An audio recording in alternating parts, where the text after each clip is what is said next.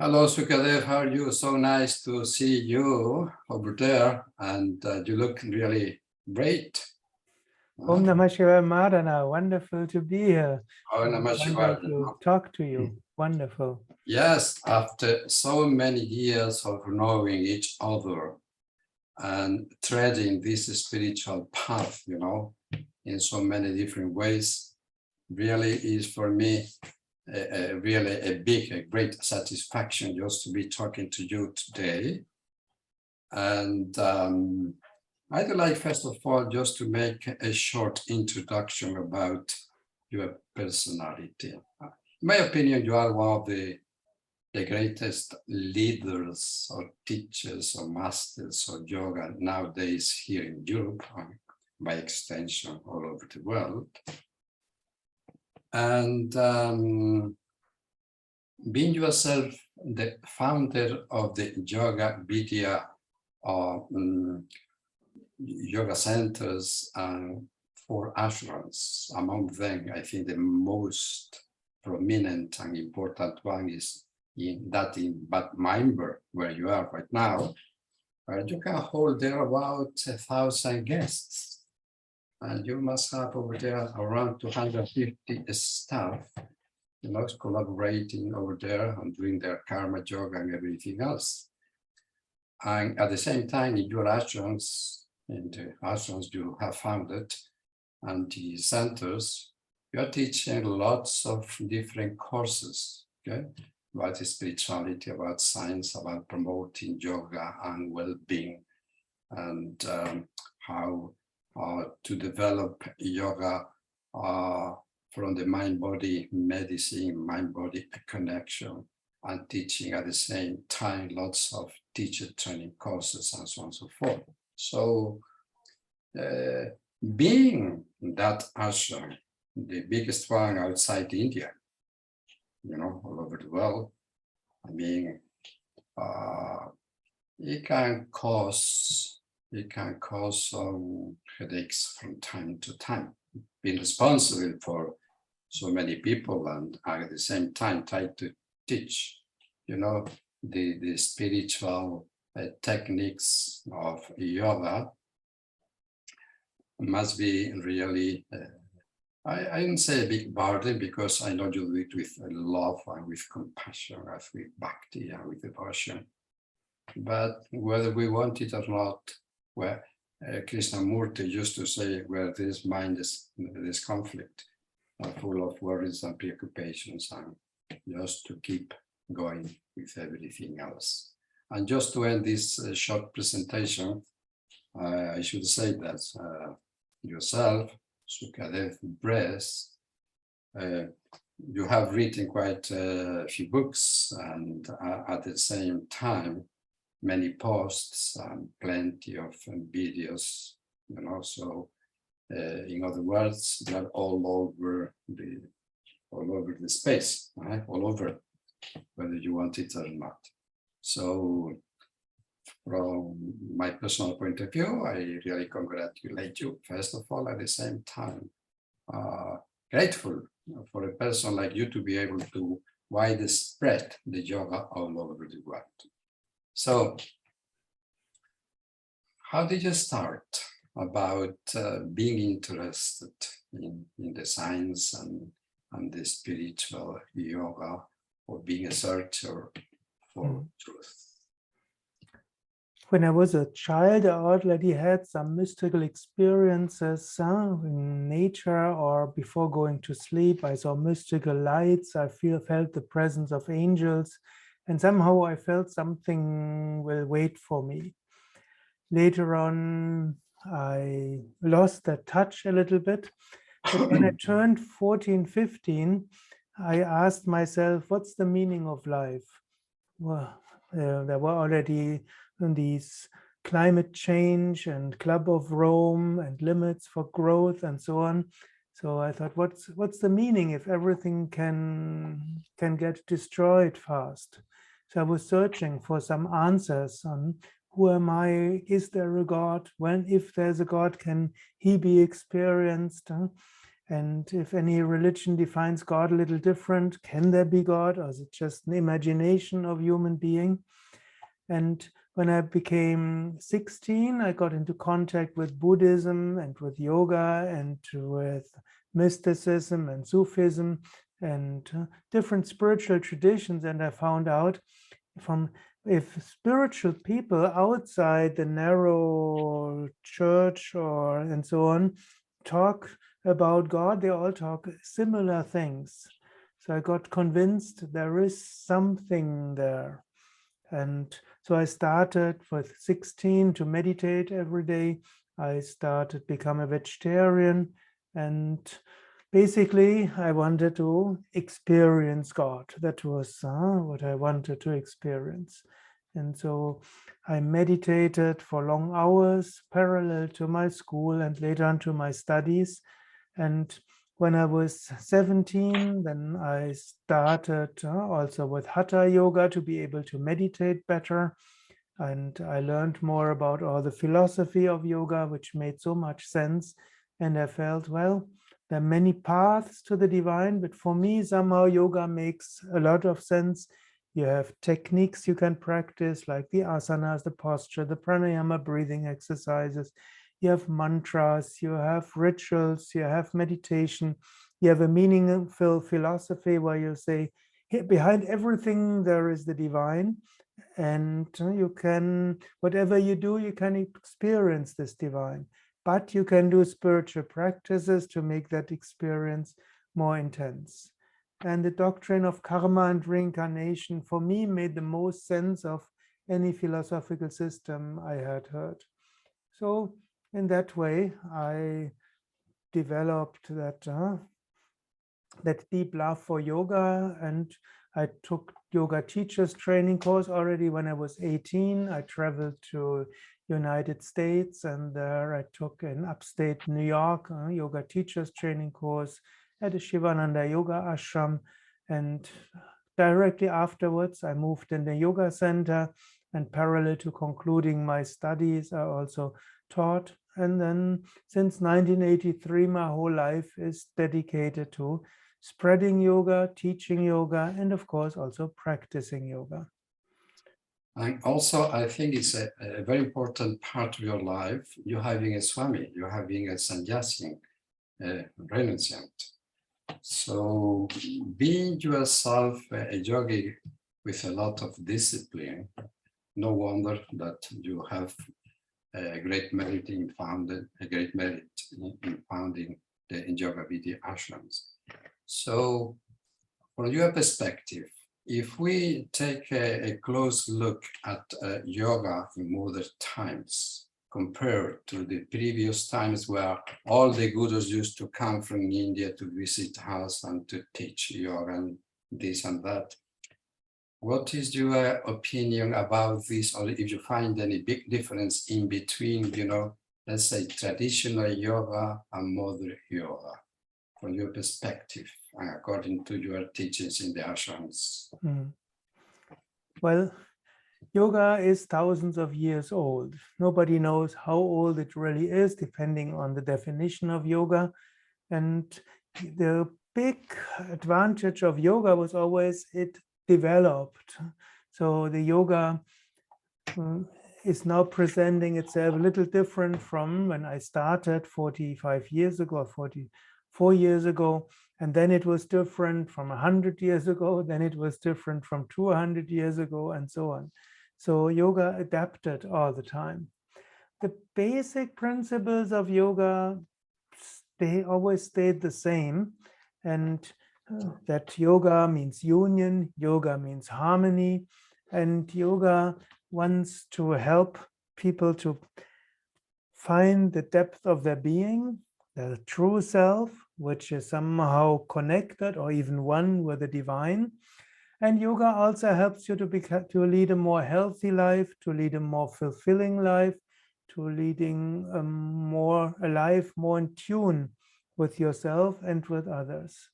And I think in this respect, not so much has changed.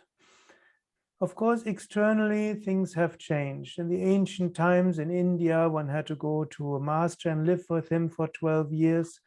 Then Swami Vivekananda and Swami Yogananda, later on Swami Vishnadevananda, Swami Satyananda, and so many other gurus from India went to the West, and then one didn't need to stay with one in an Indian ashram, one could learn it in the West.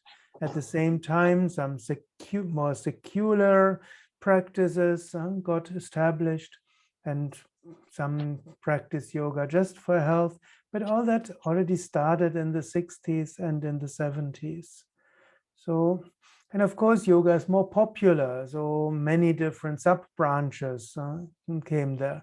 At some point, you had all these new yogas, you had Iyengar yoga and Ashtanga Vinyasa yoga, Desikachar yoga, and Bikram yoga, and Anusara yoga, and this yoga and that yoga, so it diversified a lot, which is also a little bit in harmony with India, because any teacher in India changed something in the yoga system. If you went to one ashram in Rishikesh and you studied with one teacher and just you study with another teacher next door, you could find some difference.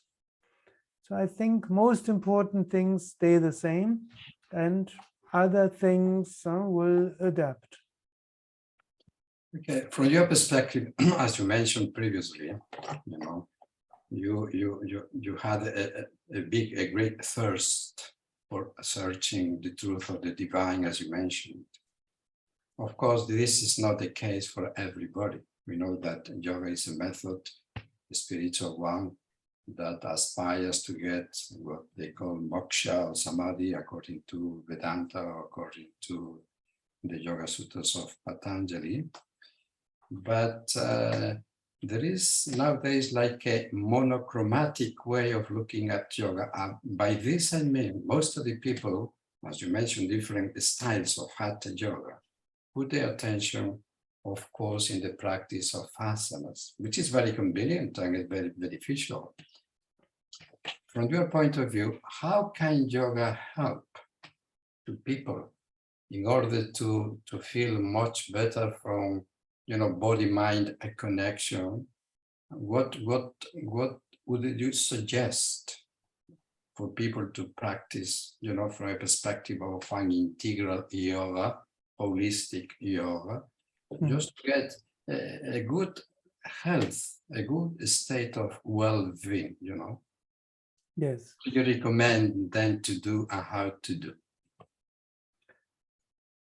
It's still the best to get a teacher. You go to a yoga class and you learn from a person yoga. And it's also good you choose a yoga style where there's not only asanas, there's also pranayama, breathing exercises, where there is deep relaxation and there's some meditation. If you have these elements, then this is a good yoga class. Meditation can be just a few minutes, but you need all these elements. And then what is also important is it should be a class where you're not competing with others. In yoga, basically, you try to find yourself. So you practice, and you can practice. There are more challenging styles and there are more soft styles. That's just a question of taste. But there has to be the breathing with it. There has to be a concentration with it. And then the inner intelligence will guide and lead you. So when you practice yoga, of course, you can also practice yoga with videos, and you can practice yoga with audios and their podcasts and so on. So that's also possible. It's better to practice with a teacher, but if you don't, it's not convenient to find time for it, then practice, but do the posture and at the same time link it with the breath, and at the same time be completely concentrated on it. And if you do the yoga movement with breath plus concentration, that will do something. In yoga we call it with prana, with the life energy. you do something with the chakras, with the energy centers, and that has some effect on your mind. So mind will get more focused, will open the intuition, will open the heart. So many things happen. When you go to headstand, it's not just that you develop strength in your arms, but if you do a headstand, at the same time concentration exercises. It's also determination to learn it. It's also you activate your third eye, your Ajna chakra, as we say, so your intuition. Or if you do the shoulder stand, Sarvangasana, you also, of course, you do something for the lengthening your cervical spine and your thoracic spine. You do something for balance, because if you want to stay there without moving, you develop some balance. At the same time, you can breathe deeply with your abdomen. It's very good for your internal organs.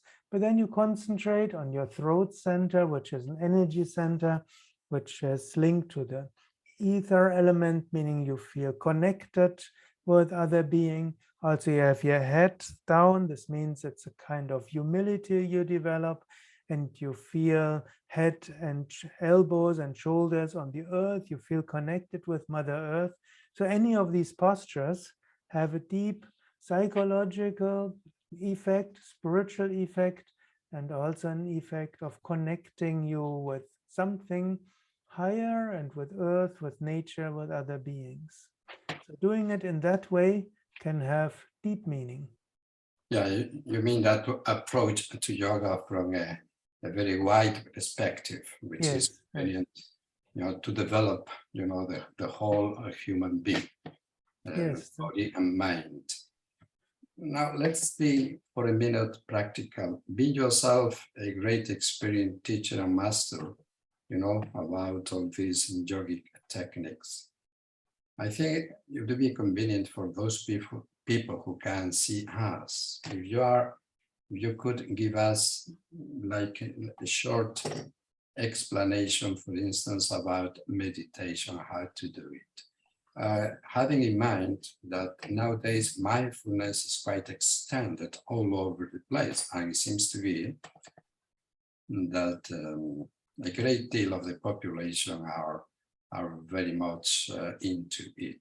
At the same time, being the contemplative neuroscience, studying the brain and the effects of meditation in the structure and function of our brain, it gives credibility, to all these techniques.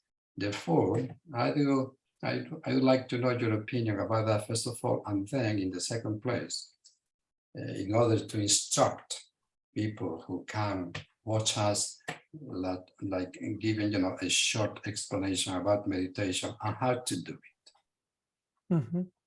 Yes.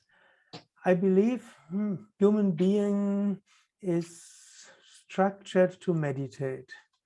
I believe that in previous times, people just naturally, before computers, before artificial lights and so on, they were watching the sky, they were watching a tree, they were watching beauty of nature, and you find these reports of tribes and so on, where they all have these meditative moments every day. And I think if human being does not have meditative moments every day, something is missing and they feel it. So there's some discontentment.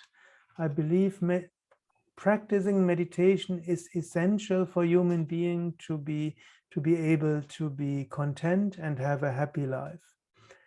And so there are lots of studies, you mentioned it, that when people start meditating, they feel less stressed, they get psychologically more centered, they have a stronger personality, they can deal better with challenges and so on. And so meditation is absolutely necessary. And again, there are so many different styles of meditations. And I still find one meditation technique the easiest and the most effective, or maybe not very effective. This basically means you somehow sit still with a straight back. Then you breathe a few times deeply with your abdomen. Inhale abdomen out, exhale abdomen in. If somebody who's watching can already do it, you sit straight and inhale abdomen out, exhale abdomen in. You close your eyes and then you start repeating a mantra. The easiest mantra is Om. Inhale Om, exhale Om, inhale Om, exhale Om. And then next is you concentrate on the point between the eyebrows or on your heart. And maybe you can even visualize a light like a candle light or a brilliant circle of light. And if you do all of that, then your mind has something to focus on. So if you are sitting, then you can continue breathing 3 seconds in, 3 seconds out. Inhale Om, exhale Om. You feel point between the eyebrows, middle of your forehead or your heart. And then you feel a wonderful pulsation and maybe an inner light. And you do that for 3 to 5 minutes.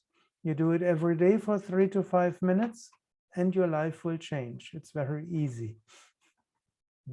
Acha, as they say in India. In these conversations, usually we tend to speak a lot about Indian philosophy, like talking about the Upanishads, talking about the Yoga Sutras of Patanjali, talking about the Bhagavad Gita, for instance. Okay, so taking into consideration these three, let's say, scriptures. Okay, the Himalayas of the Indian philosophy, they say, as Swami Shivananda used to say, are the Upanishads, okay? Where you sit next to the teacher, to the guru, and he, when you read and you study the Brihadaranyaka Upanishad or Chandogya or Katha Upanishad and so on and so forth, there is a big richness about philosophy, and to go to the encounter with the infinite, okay, with the absolute, with Brahman, or whatever you want to call it. And when you come into Patanjali, as we know, one of the definitions of yoga, the classical one, is yoga, chitta, vritti, nirodha. Out of those 195 aphorisms, this one, is very continually mentioned.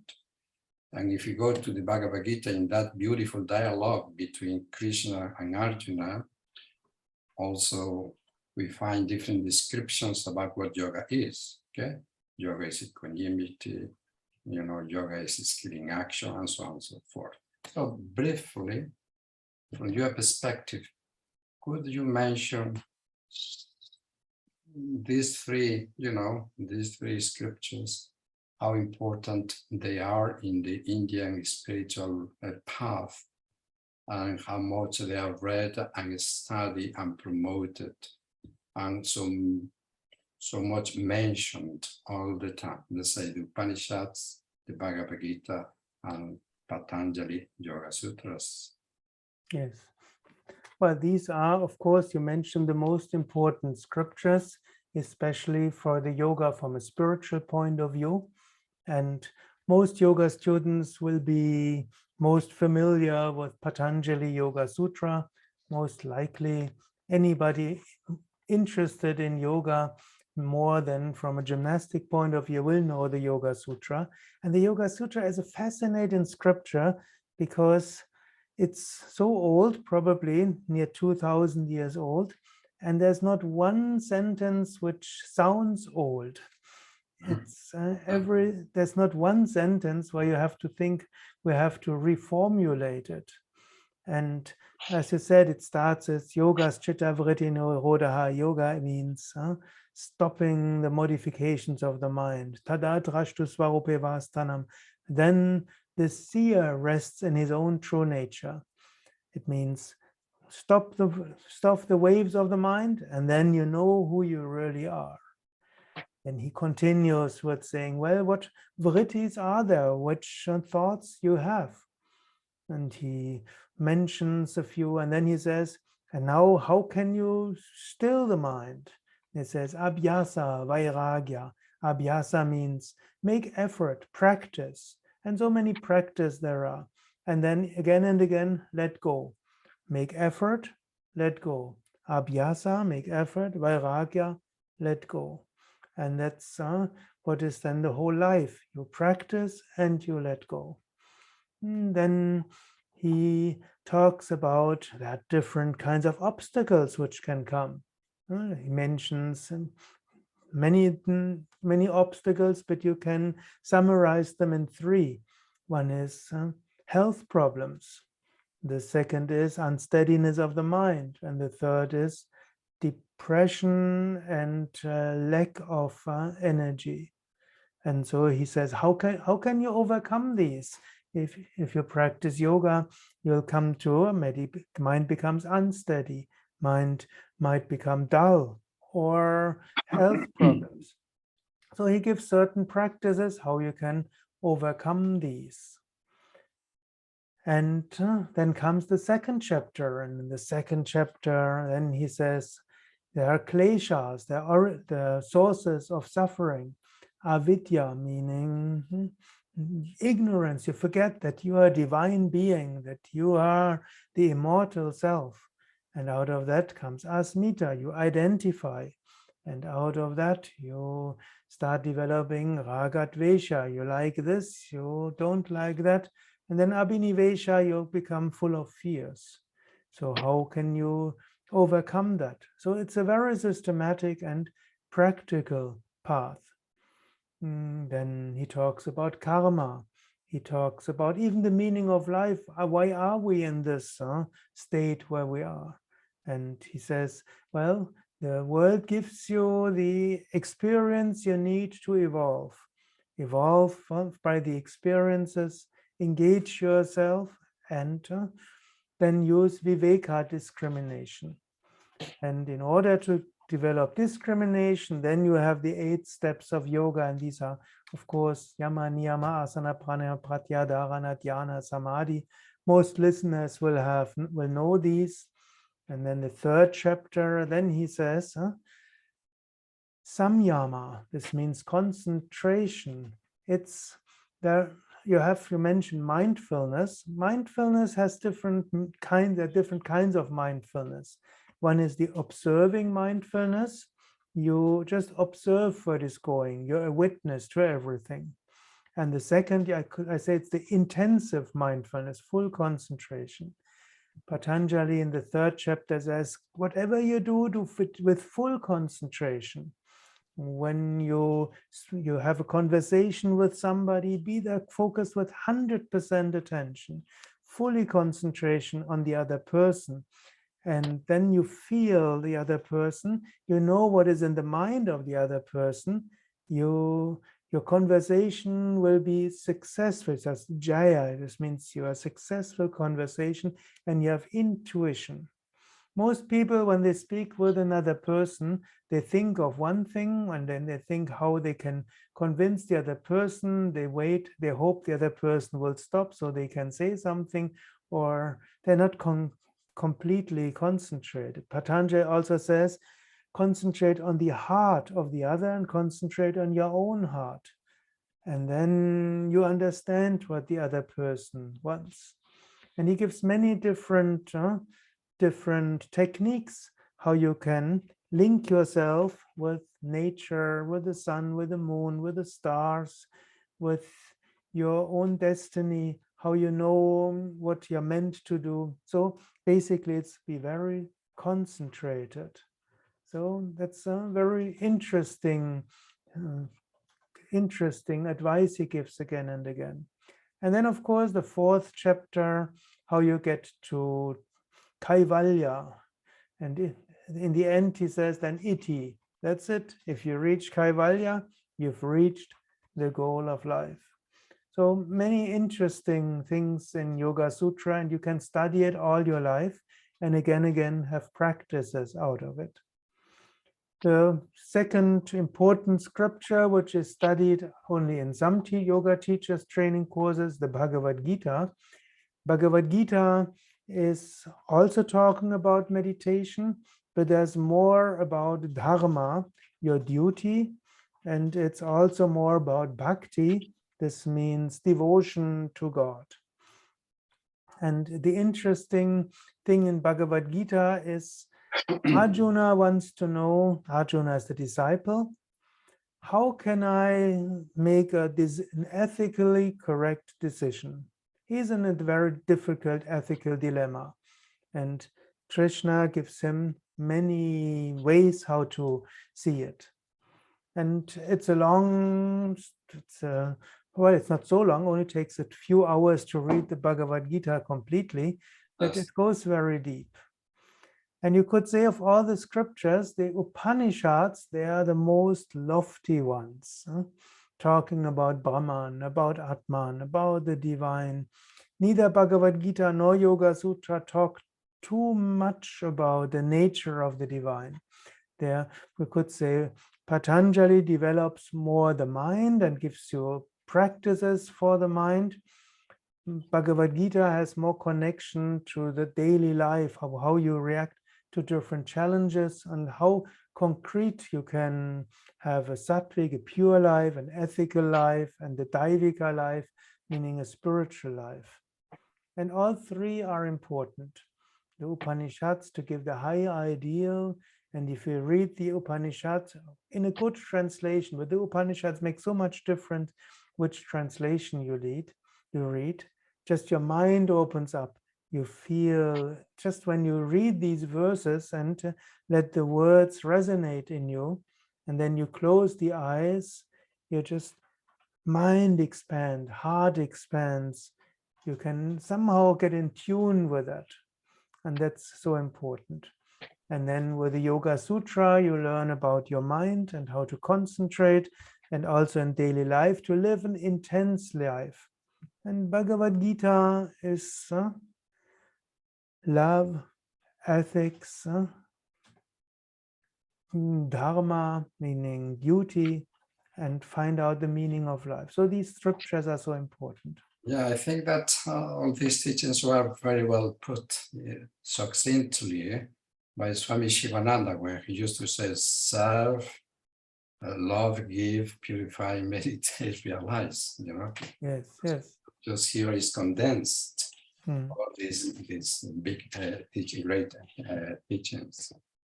So just to end, I think it is very convenient if you speak a tiny bit at least and give some hints about pranayama and meditation, considering that to live is to breathe is to live.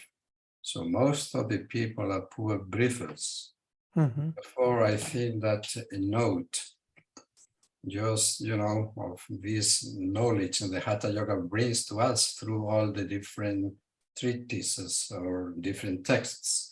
And by the way, as you might know, the Hatha Yoga project that they ended in SOAS in London, they have been investigating, texts from the 10th century onwards with a very, very important work, So Yes. we basically use more than anything else Hatha Yoga Pradipika, Geranda Sanhita, Shiva Sanhita, but Amrita, Siddhigola, Shashataka, and so on and so forth. So many other texts. So they try to build that energy and make like an alchemical, transformation in the human being.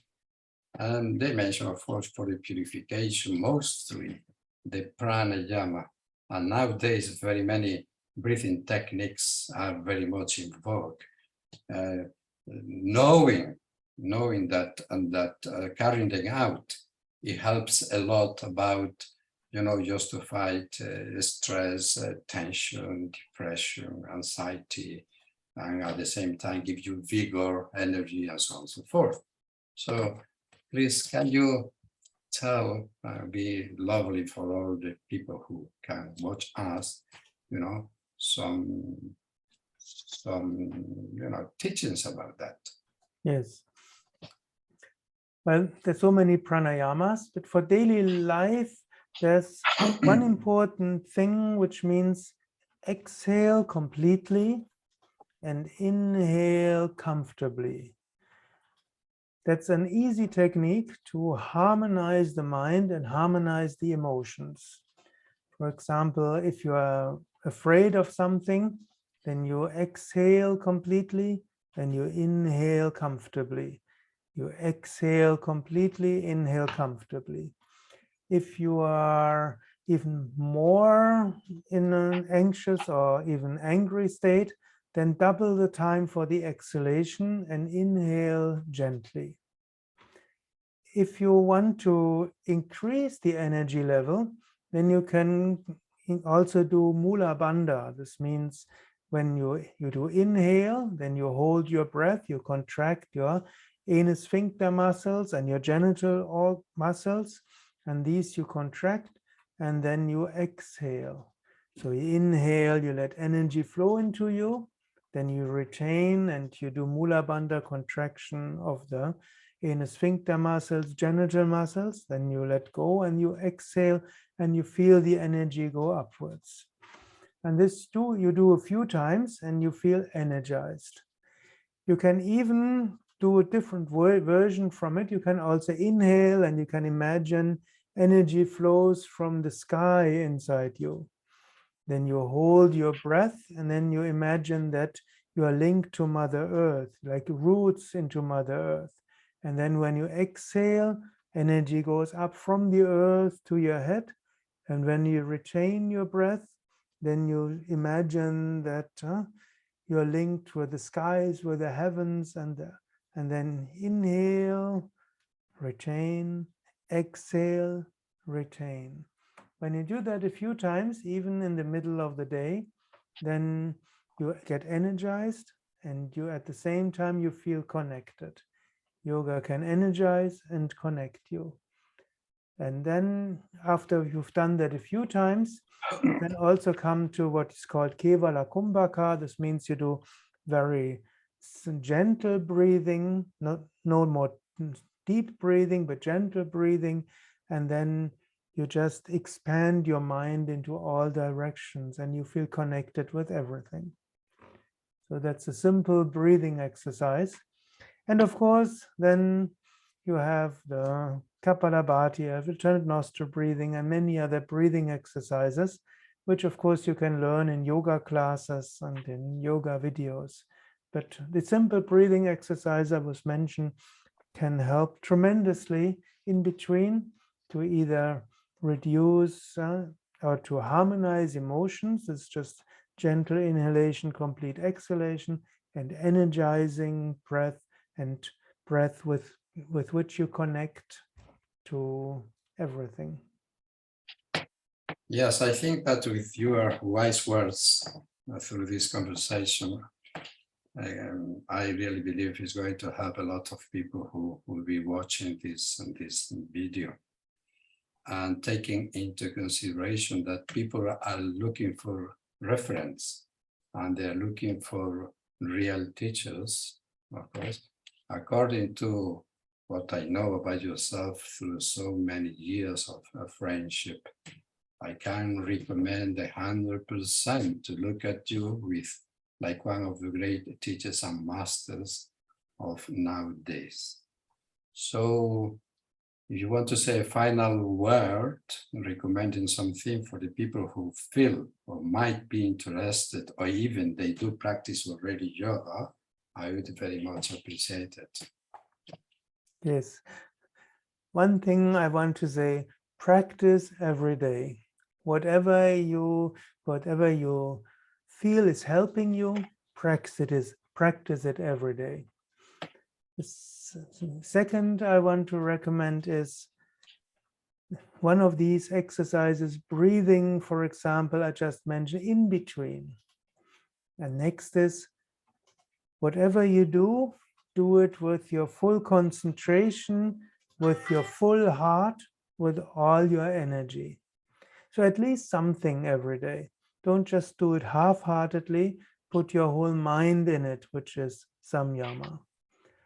And last will be when you, in the evening, before you go to bed, Again, make sure you open yourself to the divine, and whatever you did, offer it to the higher force. Maybe become aware you're not separate from everything, but whatever we do is part of the whole cosmos, the whole organism. So it's good to say, whatever I did today, may it be a good part of whatever is happening. Or we can say, if you have the belief towards some divine being, whatever I do, I offer it to you. Great. So does it come to your mind, sorry to say this right now, but does it come to your mind like a story you could tell to people, a spiritual one? Because sometimes these stories actually give you, illustrates a great teaching or a great knowledge that they try to convey to you. One of my favorite stories is the story of sheep and lion. Once upon a time, there was a lioness who was pregnant, and the moment she gave birth, she died. And the lion cub was crying for a mother. At the same time, there was a sheep mother, and the sheep mother was giving birth, and in the birth process, her lamb was dying. So the sheep mother was crying for her baby, and the baby lion was crying for mother. They both found each other. Sheep lion, the sheep adopted the lion, and the lion became part of the sheep. There were a group of sheep, and the lion thought, I'm a sheep, but the lioness or the lion knew I'm a little different, so thought I'm an inferior sheep. And so lion grew up as a sheep, played with the other sheep, was pushed around by the other sheep who felt he's a little different, so he's inferior. And then one day the king of the forest came. It was another lion, and he looked down into the valley, and there he saw the sheep, and he also saw this lion was a little shy and was pushed around by the sheep. And so what is happening here? So the lion jumped down and got hold of the sheep lion, and said, what's happening? What's the matter with you? Why are you so afraid? You are strong. You are younger than me. Why don't you defend yourself? And the lion cub said, the lion sheep said, well, I'm sorry. I'm just a small sheep. Please leave me alone. And the king of the forest said, well, you're a lion like me, and I'll prove it to you. And he went with a sheep lion to a lake, and he said, now look, what do you see? Sheep lion said, nothing. The mountain lion said, well, open your eyes. You don't need to be afraid anymore. What do you see now? Then the sheep lion said, well, I just see waves. The mountain lion said, well, you shouldn't breathe like that. Breathe slowly and breathe. Inhale abdomen out, exhale abdomen in slowly, and then the waves will subside. What do you see now? And then the sheep lion looked into the water, and he said, I see you twice. And then the mountain lion said, well, move your head to the left and to the right, and then what do you see? Finally, the sheep lion got in question, and he looked into the eyes of the mountain lion, and the mountain lion nodded and said, Tat Tvamasi, that thou art, that's you. And our sheep lion, he looked into it again, and he realized, Aham Simhasmi, I'm that Simha, I'm that lion. And for the first time in his life, He roared like a lion and was not afraid of anything anymore. Lovely story, really lovely story, because the false identity being in a Vidya, in ignorance, he thought he Yes, was a sheep being in reality alive. So the great guru, who is the king of the forest, lets him know, teaches him what his identity really is. This is a lovely story. yes. So I thank you very much indeed from the deep of my heart for this beautiful conversation I have been having here today. And I really expect that through your knowledge, and through your desire to participate and to spread yoga all over the world, I know it's going to help lots of searches and people who really look at yoga like a method of well-being and discovering at the same time who am I inside myself. So Sukadev, thanks a lot. Thank you, Madhana, a lot. And it was wonderful talking to you. And it's so wonderful you make this series of talks so that all searchers can participate from different points of view. Names are many, truth is one, paths are many, truth is one. So it's good to learn from different people and then practice. And you're contributing to it in a wonderful way. Thank you for that. It was lots of joy talking to you. That's it. Lots of love. Lots of love.